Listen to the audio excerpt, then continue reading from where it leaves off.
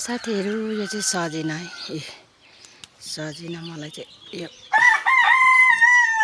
कलीले मनपर्छ है। यो चाहिँ यत्रो बढ्छ है। मलाई चाहिँ कलीले मनपर्छ र कलीले टिप्दैछु साथीहरू। यति मिठो हुन्छ कि भिटामिन युक्त खानेकुरा। हेर यो कोही फुल्दैछ, कोही फल्दैछ। ल यो दुई छक खाइसकेँ।